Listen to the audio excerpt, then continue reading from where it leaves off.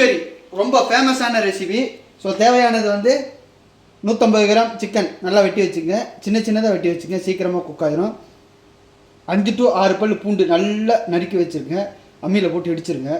அப்படி இல்லைன்னா பொடி பொடியாக கட் பண்ணி வச்சுருங்க. கருவேப்பிலை ஒரு 4 ஸ்ப்ரிங்கு எடுத்து கிள்ளி வச்சுருங்க. 3 சின்ன வெங்காயம் அப்படி சின்ன வெங்காயம் இல்லைன்னா பெரிய வெங்காயம் 1 வெங்காயம் யூஸ் பண்ணிங்க. ரைட் சில்லி வரமிளகா 5 to 4 கட் பண்ணி வச்சுங்க. முக்கியமாக நல்லெண்ணெய் 3 டேபிள் ஸ்பூன், உப்பு ஒரு 1/2 டேபிள் ஸ்பூன், மஞ்சத்தூள் 1/4 டேபிள் ஸ்பூன், மிளகு ஒரு 1/4 டேபிள் ஸ்பூன்,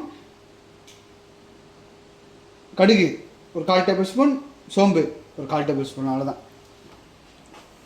முதல்ல எண்ணெய்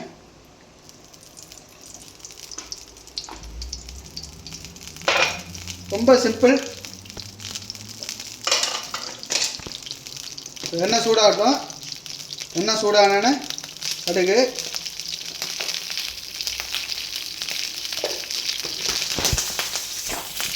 கடுகு நல்லா பொரியும் போது சோம்பு நல்லா பொரியும் போது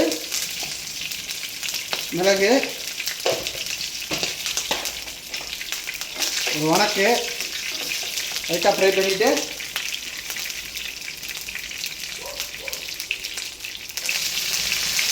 red chilli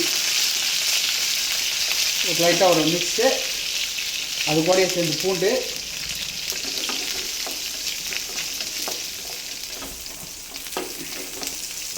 light golden brown ஆகும் பூண்டு.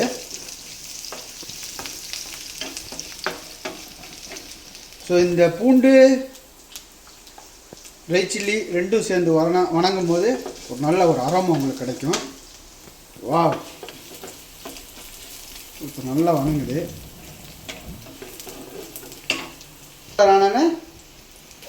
கருவேப்பிலை போட்டு மிக்ஸ் பண்ணுங்க. மிக்ஸ் பண்ணோன்னே வெங்காயம்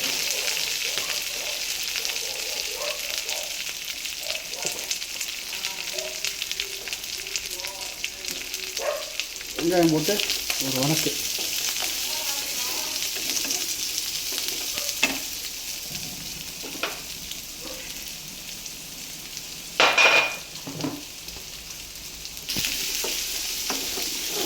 ஒரு அரை வேக்காடு வெந்தால் போதும். வெங்காயம் கோல்டன் ப்ரௌன் ஆக வேணாம்.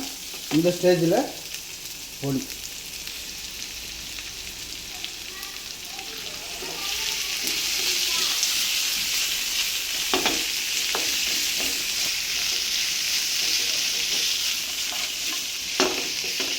வச்சாச்சு.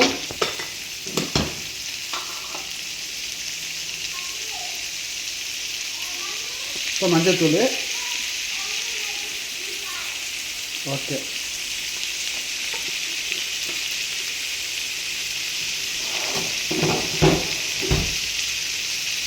போட்டு நல்லா ஒரு மிக்ஸ் பண்ணுங்க.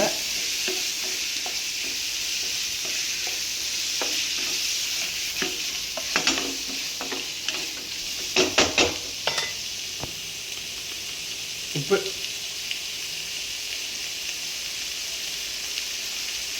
அவ்வளோதான்.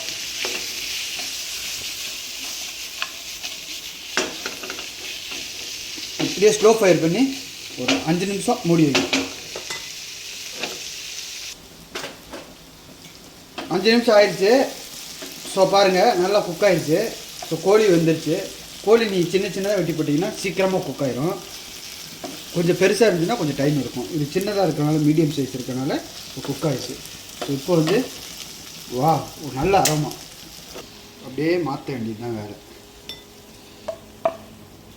எந்த ஒரு காய்கறியும் இல்லை, ரொம்ப சிம்பிள்.